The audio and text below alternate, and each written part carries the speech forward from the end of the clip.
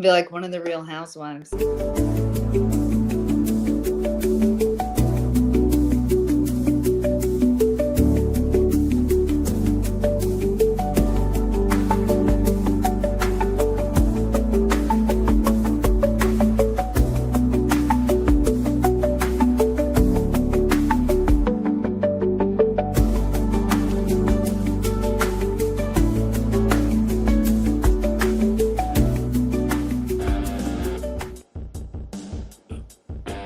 We got intro music and all, girl. Welcome back to another episode of the Superstars Podcast. We are rocking today on a Tuesday. The only problem with this music, Liz, it doesn't slide off. I just have to cut it. And I feel like if I were a Phillies and this were my walk-up song, I don't know that it would have been heavy metal, but I digress. Wait. What would yours be? Oh, there's so many that you have to bleep out. So I've got like dance pop. I've got feeding the ducks. I don't know what that is. I'm really loving Tate McRae lately. If I get in touch with my high school. Is that country? Is that country? Oh, something like poppy. Like pop. Wait, hold on. Let me see. Let's see if this works. Yeah? Yeah. You're getting all hyped up. Like waiting for the beat to drop kind of thing? I'm seconds away from a sparkler right now. Yeah.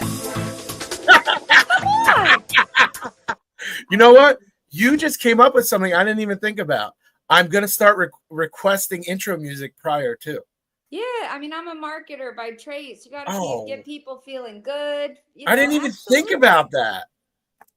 I didn't even think about that. I would like to thank you for having me. Bye-bye. I want to end on a high note. All right, so let me do an official intro. We are on with Elizabeth Arking of the Michael D. Placido Group. She is based out of the Wycroft Premier office in downtown Haddonfield, New Jersey, which is a booming real estate little microcosm that we're hoping to hear a lot about. And for people that don't know about Haddonfield, I'm going to let Liz really set the tone for us in that whole environment. But before we go there, most people don't know this is actually our second take on this show. The first one never made it to public airing because of technical difficulties. I have that effect. So thank you for fitting us into your crazy schedule today. All good. Happy to be here. Thank you for having me. I know you being in Haddonfield as well, you know what a special little place this is. So always happy to connect and collab with you, whether it be mortgages or on a podcast. Thank you for having me. Or food. We're going to do food at some point. Food, right? Yeah, that's the way. Don't let the size fool you. I like to eat. So I'm going to start again because we have to re-intro everything here, right? So tell everyone where you're originally from. I'm originally from Lexington, Kentucky. Yeah. Born and raised. I just sent my dad back on a plane there this morning. And I lived there 22 years. I wanted to work in marketing and PR.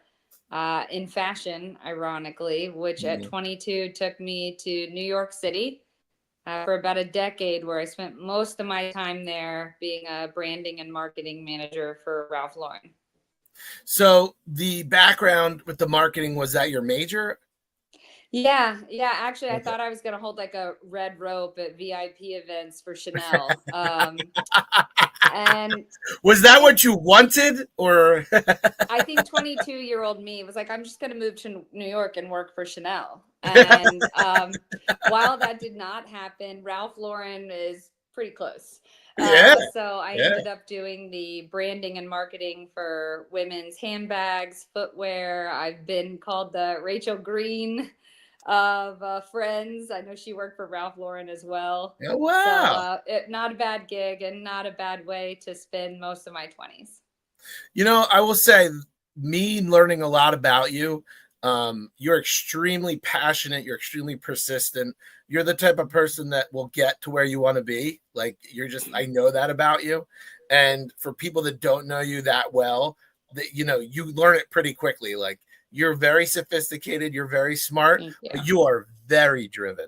Very, very Thank driven. you. I think I've been called the friendly shark at certain times. I do things, but I like to do them nicely. I think this is a long goal, right? I have a kindergartner and a third grader, so treat everyone, including agents, how you want to be treated, and watch it come back. But one Yeah. of my favorite companies that I do a lot of referrals with, and I've actually sold homes for them as well. But he started by like, who's this peppy little girl? Like, why is she so nice? And turns out I just do things nicely with a smile, but I have full respect at this point and have worked with the company many times and remind him daily of our first meetings. So are you, I guess, for purposes of the podcast, are you everything by design? Do you purposely give that, like, you're sophisticated, you're professional, but then at the back end you're like, don't mess with me kind of a thing, or what? Okay, so I think that's where like Kentucky meets New York. Okay. If I I'm like being that. perfectly honest, I Yeah. think You know what? That's a good point. Take yeah. me back, and I know we did this on the first podcast, but what's it like growing up in Lexington, Kentucky? Give us the setting. It was awesome. Yeah. You know, we're known for basketball, racehorses, and bourbon. It was a wonderful place to grow Did you up. do all three? Oh, my dad coached basketball, but I couldn't tell you the first thing other than when RIP March Madness this year. But I like to come out like Ashley Judd, like guns blazing. I'm like the biggest fan, but like typically from like February to March. But it's a good sense of pride. I love where I'm from. I think had I been, fortunate enough to be a school teacher or something in pharmaceuticals, like I'd still be there and be very happy. I like to go home, every couple of months. Just a nice way to be grounded. Yeah. And so it's funny, I was gonna say pretend. It's actually not pretend. I've never been to Lexington, Kentucky, right? Awesome.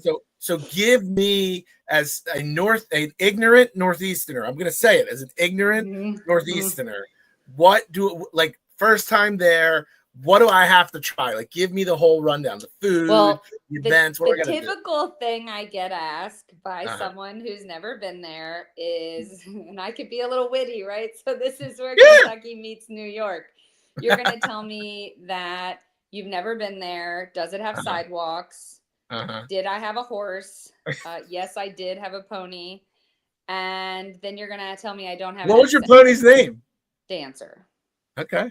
Because I think like the reindeers, I think I was like 5 and it wasn't a mini horse. It wasn't a mini horse. You don't let a 5-year-old name a pony. So clearly I did, which alluded to the reindeers. So, but wait, it was not a mini horse. It was a pony. It was a pony. Yeah, not a dwarf horse. It wasn't that cool at that time. I'm sorry. I love those things. They're cute. Now I would want a dwarf horse. But I'm not Lisa Vanderpump. I just had a pony, like just a simple girl. But you would say to me, you don't have an accent. I would say that, most people don't know how wonderful Kentucky is. If you're ever going to go and you've never been, you need to go in April or October, because in Lexington is not the Derby. It's a horse track called Keeneland. And everything special. What is it? Keeneland racetrack, which is funny because I used to skip college, like skip school with my cousin, and now he's the CFO there. So that's kind of weird now. But he gets me good clubhouse seats. That's cool. Anyone who wants to come, I always say April or October, because unlike Derby, which is a little bit like being in Times Square watching the ball drop, Keeneland is 2 months out of the year. The rest of it are horse sales, primarily special events is where they make the bulk of their money in the other 10 months. But it's unlike anything. It's, old class, it's dressing up. I don't even like set foot in a casino, but if I'm there and have a racing form, like I mean business. Wait, what is she? Alyssa making fun of me. Chad, we got to get you out of that closet. I know. Thank you. I appreciate that. It's so funny. I host this podcast, but I always host in the weirdest spots. I know. Thank you, Alicia. I appreciate that. Thank you very much. A little heckling never hurt. So I have a completely unrelated question, and I don't want it to offend you. Okay. Have you ever been to offend me? Have you ever been to that rodeo in South Jersey? Oh, that is offensive, Chad. That is offensive. Have you been there though? The answer is no. I'm dying. Do I look like I've been to the rodeo? I'm just gonna stay quiet. I mean, just when you're ready. I knew that was going to offend you. I don't even know where it came from. But I've been called so many things, but when you ask me if I've been to the rodeo, I am offended. I am. Actually, the funniest thing, there was an open. I want to go. So I hosted open houses all weekend, spring market. It's crazy. Yeah. And a colleague of mine hosted right around the corner, so we had a lot of overlap. And she came in this morning and she was like, somebody came in asking why I wasn't wearing high heels like you. So no, I have not been to the rodeo. But okay, it was just a side note. It was just like I just veered it to the left. Now, did we get into like the whole because you're a very beautiful person, you're well made up. Do you do any what's the word I'm looking for? And is it like it's finishing school or like debutante charm school? I think I wanted to be a debutante in Kentucky. In order to be a debutante, your mother has to be from Kentucky, and she would have had to been a debutante. Oh, really? So she ruined it for me because she was from Ohio. But wow. I did like more of like polishing, let's call it. I went to. So you did something like that. I went to a school of dance, and my parents were classically trained ballroom dancers. I try to have nice manners. I'm not sure that it all always carries forward, but I do try my best. And there is some form, I think, when you're from the South, in all seriousness, of refined manners and charm. I think that's the charm, right? I think that is the things that people adore and love about the South. Like I love it's just a little more, I don't know, nice and proper. And look, I'm from the Northeast. I can say whatever. You show up at someone's home, you bring a gift. When you go to the restaurant, you follow suit to what the host is ordering. Yeah, there's those I think etiquettes and mannerisms that I love everything about the South. I love also like chivalry. Like chivalry should not be dead. So you can teach an etiquette class at Tavistock. That's a great idea. No? No, it would be like what not to do. I don't think so. Because you know what happens? It was like when the Countess Luann on Housewives of New York deemed herself like the queen of etiquette. People started calling out everything she did wrong. So thank you, but no thank you. Totally. But I do love refined etiquette. And I just love kindness and manners. Yeah, I dig that. I try. You know what? I will say, I joke about myself, but I have two little boys, kindergarten and third grade. And I do often say, because I'm a one-woman show, but I say I will make sure they're good humans if it breaks me. And most days I feel it's breaking. I feel fractured. But it's very important to me. You know, every morning we go in for like a morning enrichment program before kindergarten. I wait until my kindergartner opens the door. And I don't think I need him to open the door, but I want him to always remember that and do it for other people. So you have to start young and you have to instill it. That's true. That's valid. Maybe you'll give me lessons. I'd like you to look someone in the eye. You're doing great. Shake a hand. Yeah. I tell you, there's a lot to be learned from you, Elizabeth. I can tell you that.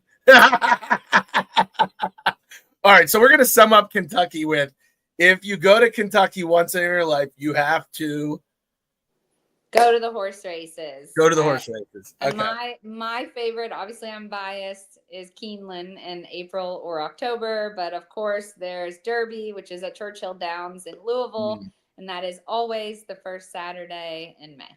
You've done a lot of that. The mint julep. Is the mint julep good? Oh, terrible. It's not good. You know, a secret. Here's a secret about me.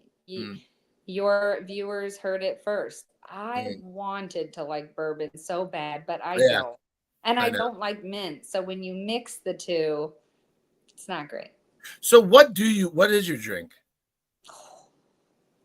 I love champagne. You're a champagne girl. Okay. So I love champagne, but I will say this, and there goes like, you know, it's crazy because I think at this point I've lived in New Jersey almost a decade, but I will say, like, again, we have Kentucky meets New York, right? Like, I love champagne. I've always loved champagne, but the other day, you know, someone went to pour me a Two Chicks can into a glass, and I'm like, what? Why are we trying to dress it up? Just give me the can. Like, what are we doing here? So I could be very simple as well. Yeah, that's good. You can adapt is really what and it is. What's your drink of choice? You know, it's funny. I've become a garbage disposal at this point in my life. I drink everything. Like literally. If I come to your home, I know what to bring. Yeah, I mean, I'm a bourbon guy. I like higher end bourbons. I become a snob to an extent. Like I like expensive bourbons. I like expensive wine. You know, it's all, and when I say expensive, like there's no other way to put it. I mean, there's just a different taste. I don't know. Like I don't know what, like, I think that's the same in where it goes to tequila, to champagne. Yeah. It's all the same. And I hate to admit, but as you age, like you really just need to bounce back quicker. Yeah, that's 100% what it is. That's 100%. It's 100%. How am I going to feel the next day? I mean, the taste matters, but it's the whole experience at this point, and it's absolutely age. It's that 6 a.m. good morning by one of your children. Absolutely. 100%. All right. So you, the Kentucky girl, dreams of a big city, New York. College is in New York? Where's college? I forget. No, I went to school. I went to a private school in Kentucky. Okay. And realized pretty quickly that I wanted to work in fashion and I should probably build my resume some. So I studied abroad in England at London College of Fashion. That's so cool. Got myself a pretty superb mentor who had been the VP for Max Mara, a Italian couture company. I know Max Mara, yeah. And I got myself up to New York about 2 months after I graduated. So what are your inspirations for fashion at this point when you're, you know, based on, like, are you following anyone specifically? Like, what got you into it? I won't say that I have simple taste, but I have classical taste, right? So I want to invest in key pieces that I can have 10, 15, 20 years. And you're that kind of you're like an aficionado. No, I mean, maybe it's the Ralph Lauren in me. But I definitely err on the side of things that are timeless. I'm not really a trend follower. You're probably not going to see me in like a neon yellow. Black is my favorite color. Black is my favorite color. And that's the rule, right? When you go, for me, like everybody has something. When you go and you pitch to a client, you probably have some kind of routine that makes you feel good. Maybe it's the gym or whatever. It's definitely the gym for me. Coffee, 100%. Like you want to get your mindset right. So, I mean, you're welcome. But it's usually for me, I have to have clean hair. I do my best in a black dress and black heels, always. So what do you have, like, when you said pieces that will last? Are there anything that you can share with us? Like, is there like a certain jacket or bag or like mind my background, right? In shoes and leather goods. So at any given point, my shoe could cost 10 times what my dress does. And you will What's the most expensive shoe you've ever bought? I don't want to say. Oh, I gotta hear this. I got it. 5 figure? 5 figures? I mean, I don't want to make excuses, but I mean, I still have them for a very long time. You're a math man, okay? Yeah. If the boot was $1,500, right? But I bought it 7 years ago, right? What's your ratio of buy per wear? So the boot was $1,500 and you bought it 7 years ago. Yep. Okay. And what should it be at is what you're saying, or what is Yeah, it? like if I bought it 7 years ago and it looks Right. brand new, just as it did then. Right. And it's a flat boot that I wear dedicated 4 months out of the year. Right. It's basically free. Oh, that is not that is Liz math. But I'll always justify leather goods.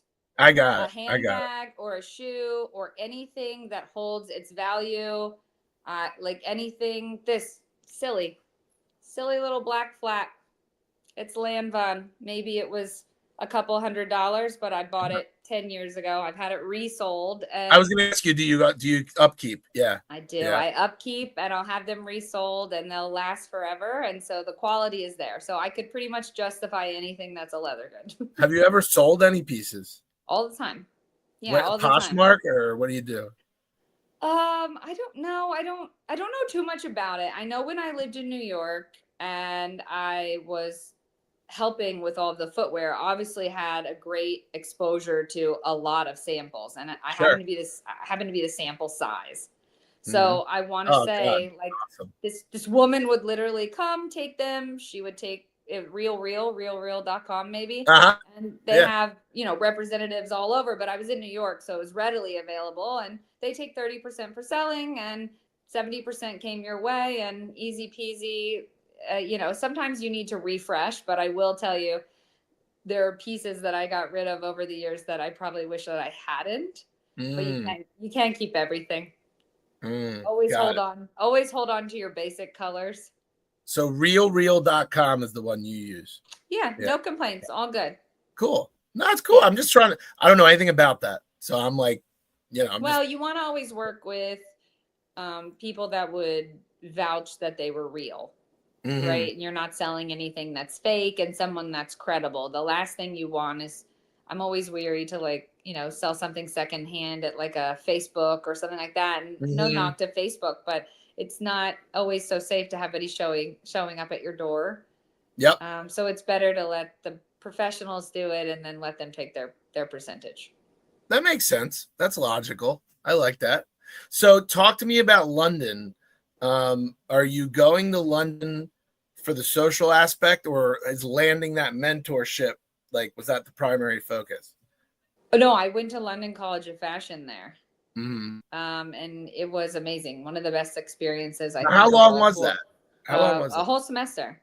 Oh, cool. Okay. Yeah, a whole semester. And it was one of the best experiences. I got to travel around on the weekends, see other countries, just teach about how to be a little more worldly. And I think my parents were always of the mindset of, you have to know more, but you can always come home.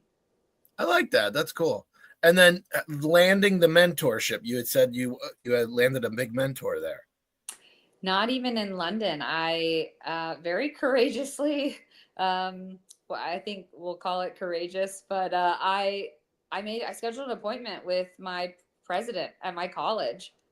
And I walked in, I said, I'm paying 5 figures to be here, and you don't even have a major that I want, but I like it here, and I committed to a sorority, and how can we make this work? And kudos to a small private school, because he surely made it happen. They had an exchange program for Oxford, and they waived the Oxford fees to be applicable to London College of Fashion. And he said, I know a woman, she will meet with you, she'll be your mentor. She had actually gone to the school years before, and he was tremendous. And I really commended him in later years for thinking outside of the box. And his ask in exchange is, when other students come to be recruited that think outside the box, can you please just tell them your story? That's cool. So, yeah. It was a great experience. I had a great 4 years there. I'm still super close with all my friends and see them often when I go home, and no regrets. That's awesome. So New York, did you know anybody in New York? I knew a girl that I had gone to middle school with, and my dad's sister lived there at the time. And I signed at least the aunt being there, I guess, helped. Yeah, I signed a 1-year lease. And it was like 4 blocks from Times Square, and that seemed like that seemed like a normal place marker, when in turn I realized throughout that year that not every subway stop looked like Times Square. And my Were you like anxiety Buddy the battle. Elf? You didn't eat the gum, did you? No, no, no, no. No, no, but my anxiety level did get a little smaller with every, you know, smaller local subway stop. So talk us about. I mean, you landed a big job, right? Because you ended up I staying didn't there. start there. No, To, but that's why I want to hear. I yeah. want to hear the. Talk to me about the evolution. I didn't start there. I actually Yeah. started as, and it's funny the way your trajectory goes, and it's really not much different than in real estate. So I started Mm. with being a trunk show coordinator for a high end jeweler, and I got to And for an travel. idiot guy, what does that mean? It means that she had a very Upper East Side New York clientele. I thought No. everyone went to St. Bart's for Christmas. By the time I left there, I was completely out of touch with reality. And what happened was we would go set up in these private hotels, and that week we Oh would wow, have private trunk shows for her exclusive clientele. Now, the wow. good news was I got to go to some really amazing places and meet really fascinating people. But the bad news was you literally worked like an animal, probably 13 hours a day, and then the Yeah, jewels stay with you. yeah. So once you break down all the jewels and put them all back in their their traveling luggage, you have to stay with it. So Wow. a lot of times there was no Uber Eats at that time. I hate to age myself, but you would be ordering like chicken fingers for room service because you couldn't leave the jewelry in the room alone. Yeah, So I yeah. didn't stay there too long. I moved into wholesale accessories and really had a Devil Wears Prada experience.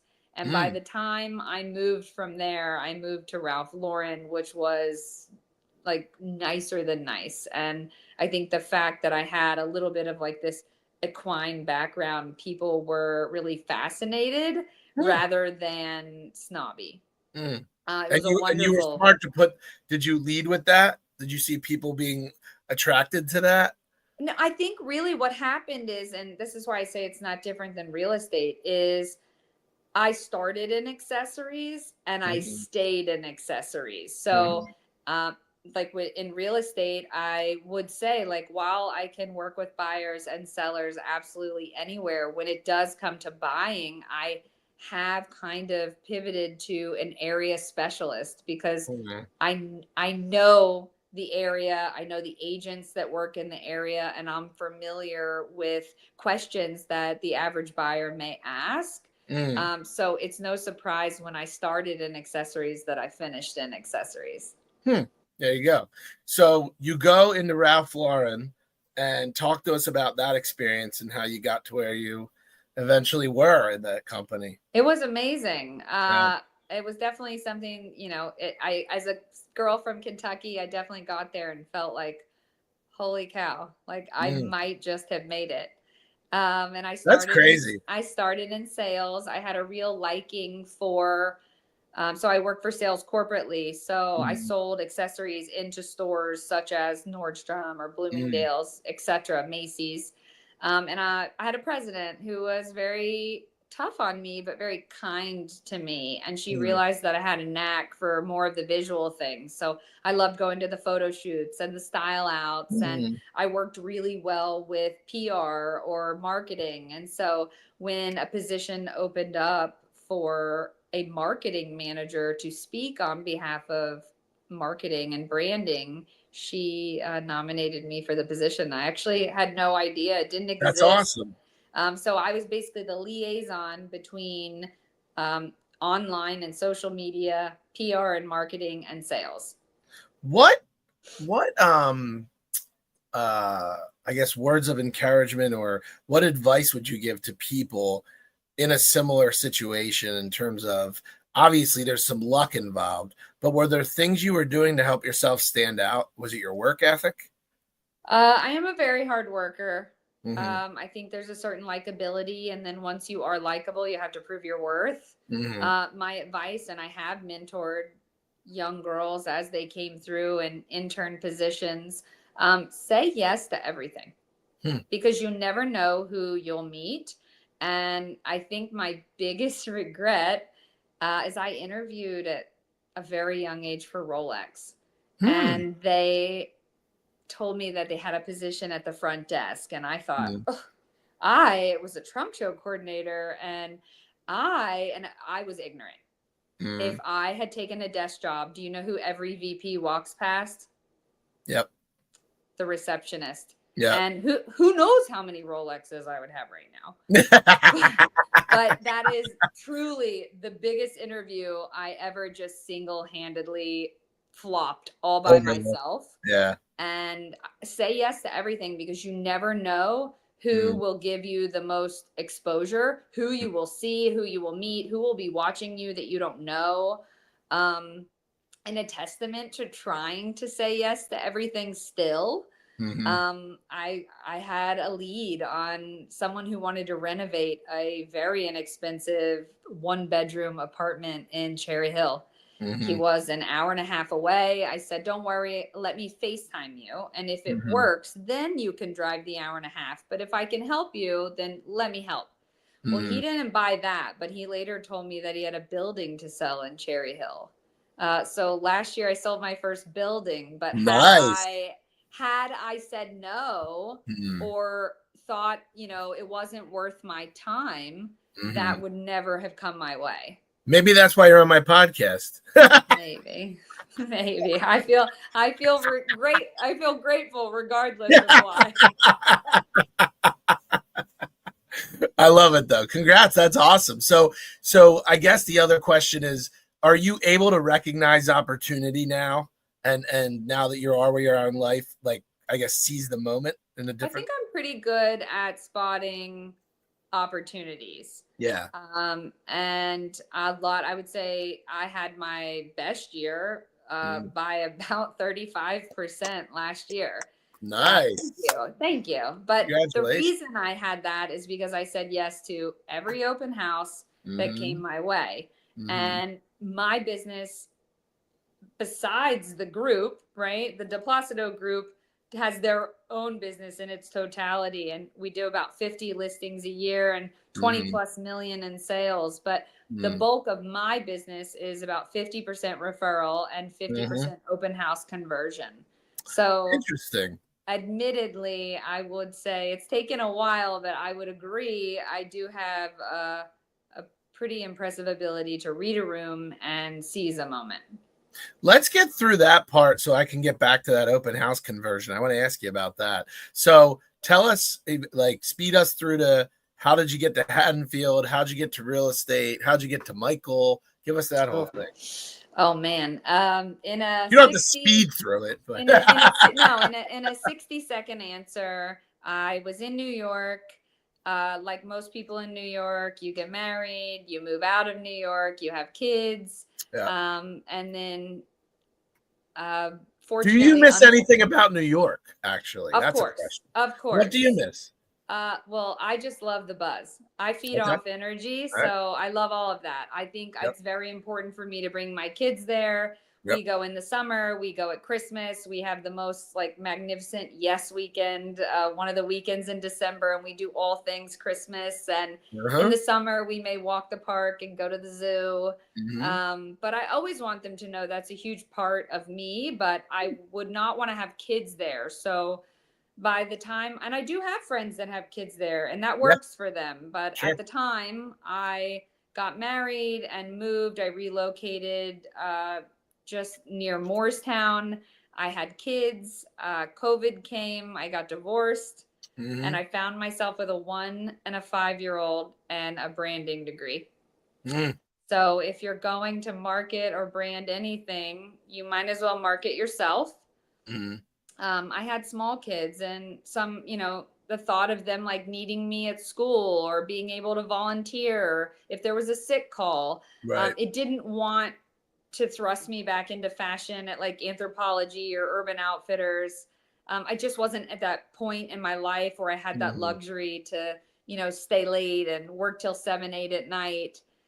So I got my real estate license. I started working for Weichert, and the broker, Eileen Konzelman, said, we have offices in Morristown and Haddonfield. And Mm. she goes, okay, you can go to Haddonfield. I said, great, where's that? Like, she could have said anywhere, and I was like, I'm game. Like, let's do this. But unbeknownst to me, I got here and I absolutely love it. I love everything about it. I love the community. I love the people. I love how people help each other. You are Elizabeth Haddonfield at this point. No. I actually truly fascinated when people are from here.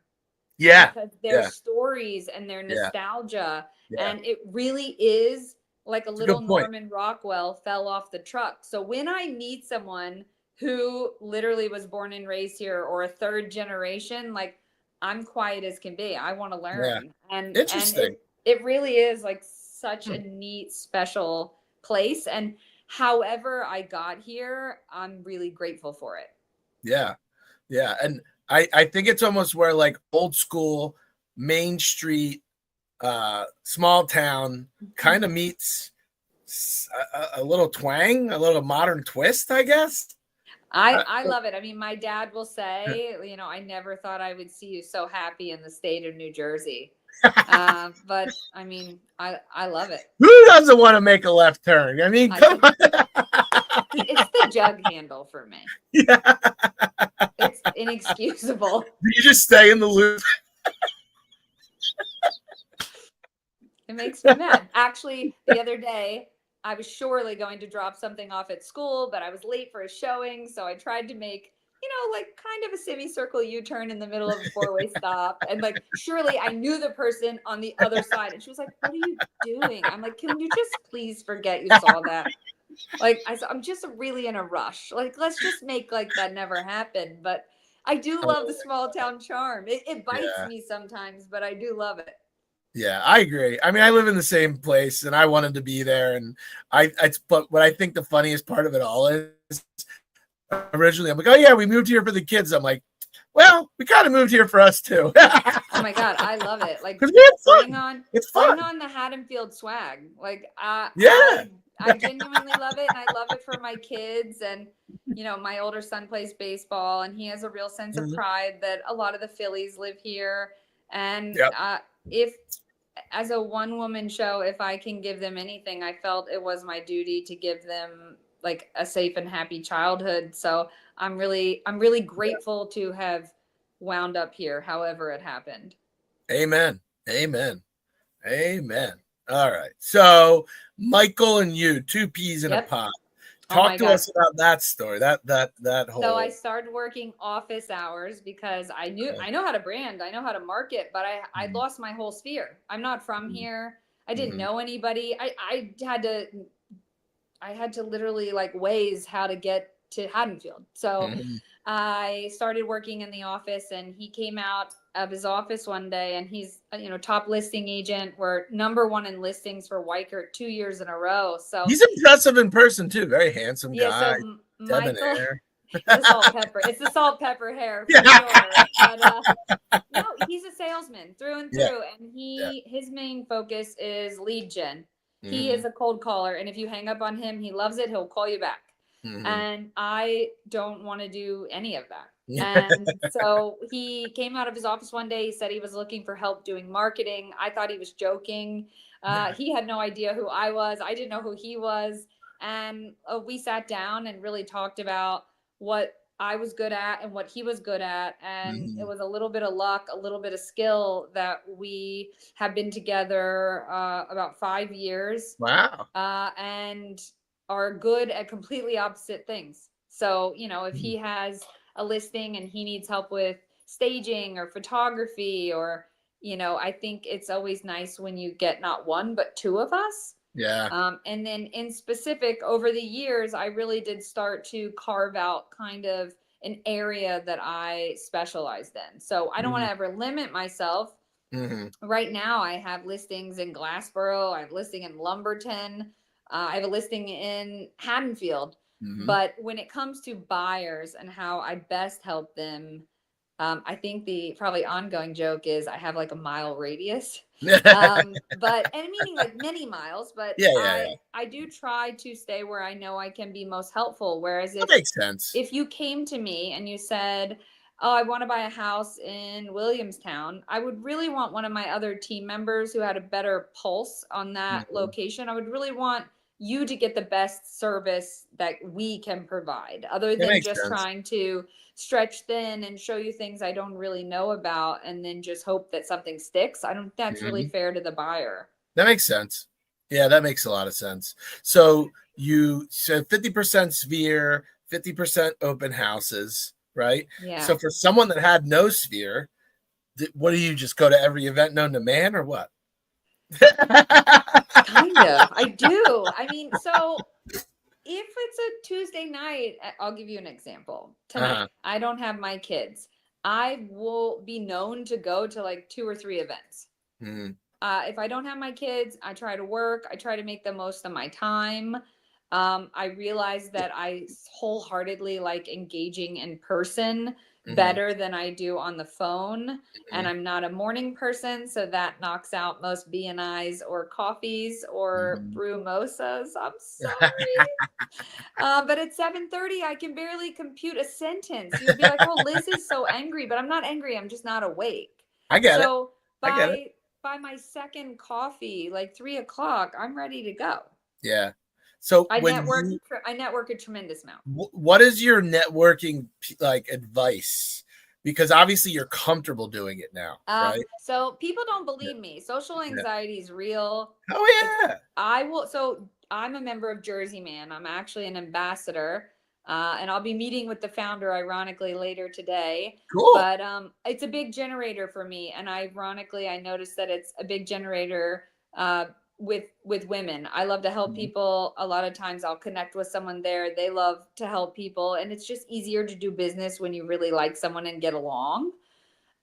With that being said, I still get nervous when I walk in a room full of 100 people. You're Mhm. not going to get such an easy read or have a meaningful conversation. And so I started following up after and having coffees. Or I would say Mhm. the people that I've done business with are people that, like, after the event, we all went for dinner. Right. Um, so I think I surprise most people because it on the surface you'll say like, oh, she knows everybody, she's really talkative, like she's got it all together. Like meanwhile, I'm in the bathroom with like a paper bag. I'm like, Mhm. I'm Mhm. like, there's so many people here.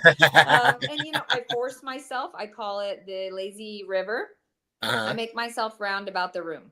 I like the And lazy river. That's good. if I meet one person that I Mhm. feel like I can connect with, Mhm. that night is a total win. It's a good way to look at it. Yeah, I like I that.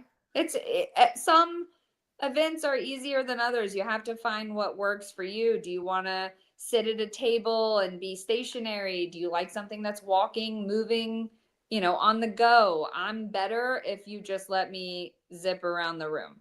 I With love that it. being said, I still have to give myself a little pep talk when I get there. Yeah, I get, and you know what? Everyone does. I'm a very, very social person, but my problem is I can be very overbearing. So, okay, hey, how are you? Like, oh, shut up, dude. Like, That's me on my third coffee. But you mean well. yeah, it's always good intention. I'm loud though too. So, I hear you. Likewise. so talk to me about the conversions in the open house. What is? Can you give us some little tidbits? Are there any little things you do that make you a little different? I would say, like, if I'm hosting an open house in Haddonfield, Mm-hmm. I have local snacks. I want to know about the area. Oh, I I like want that. to know that I mean, I don't think that's like creating the wheel. I mean, I know a I think lot that's of cool. agents in a lot of different brokerages, to their credit, that also do the same, but I feel as though, like, I'm a big proponent. I love Morgan from Downtown Cookies. Yeah, the She let best. me interview and get a behind the scenes. I know I saw that video. she also like helps with the central school fundraiser, which I Mhm. help with the donations there. And so I always like to give back to people that support me.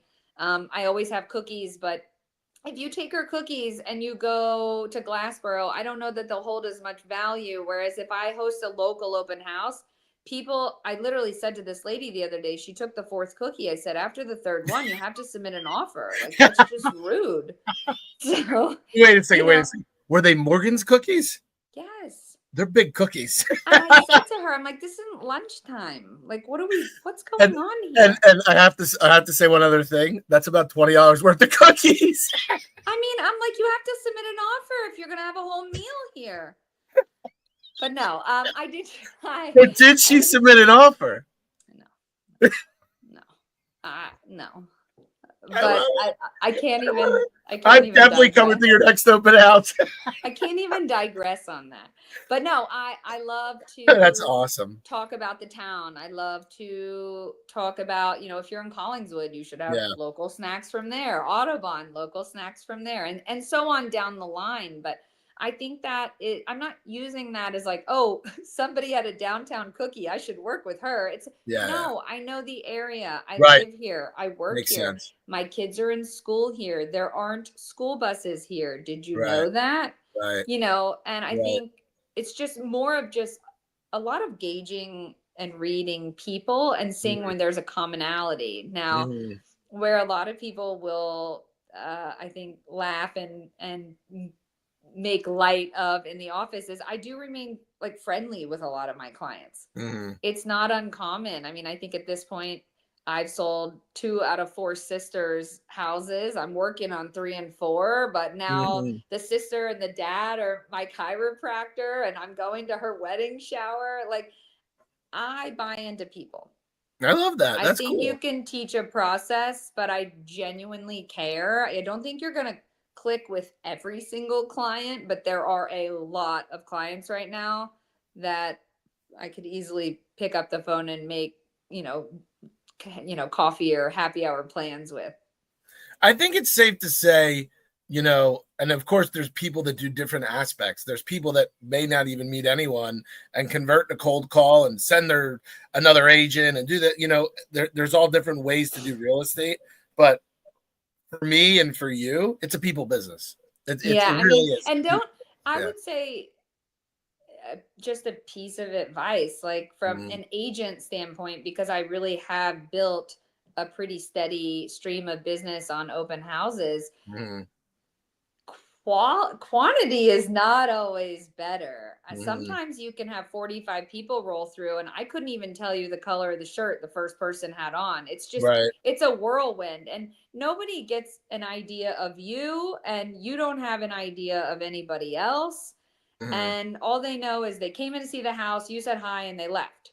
Whereas about a year ago, I had an open house on a property in town that was on the market for a while and 3 groups came through. But you know what? I hit it off with one of the groups and they're under contract right now in town. So it's not always a quick conversion either.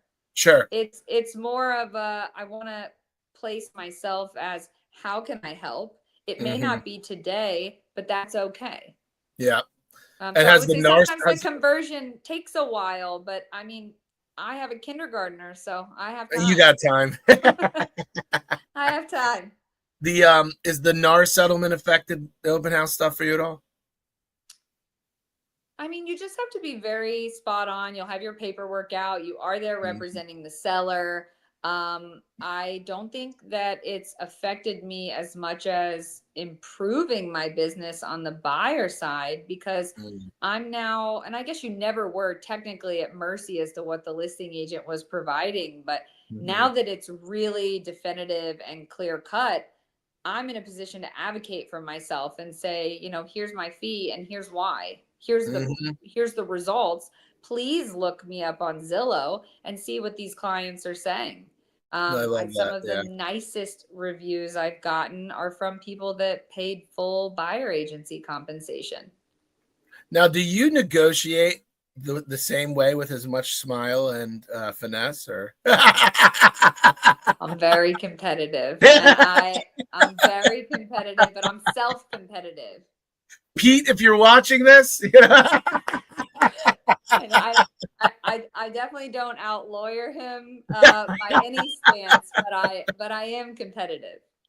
Oh, I love it. That's awesome. Well, I know you have some showings to go to, so I won't keep you longer, but I appreciate your time. And this one's airing already, so we've made progress from the Yes. first podcast. Okay.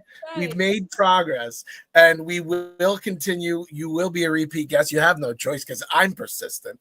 Because you know what? It's the power of yes, and I like you, so it's just a win-win. I look forward to coming back. I hope, I always say if you can't laugh, you'll cry. So I hope I Yeah. provided somebody with a good laugh today. I don't take myself too serious, and it's always nice to be in good company. And for folks wanting to see Haddonfield and possibly tour some homes, how do we get a hold of you? Absolutely. You can find me on Facebook. I'm on LinkedIn. You can find me on lizarking.com. Oh, there you go. It'll go straight to my website. And anything I can do to help anyone, it truly is a process and your largest investment. So I say it's a little bit like planning a wedding, right? You hope to only do it once. But nobody expects you to be good at it. So when you work with someone who's doing it full time, this is their day in, day out. Mm-hmm. It's nice to have somebody who does it 50 plus times a year. So that way we have the best benefit of negotiating on your side. So we truly are come from a place of help. That's awesome. Well, thank you so much. Thank you all for watching another edition of the Superstars Podcast. Follow us on YouTube at Superstars Podcast. As always, I'm bringing you the best and brightest in the business. I hope you all have a phenomenal day, and I'll see you soon. Peace. Thank you.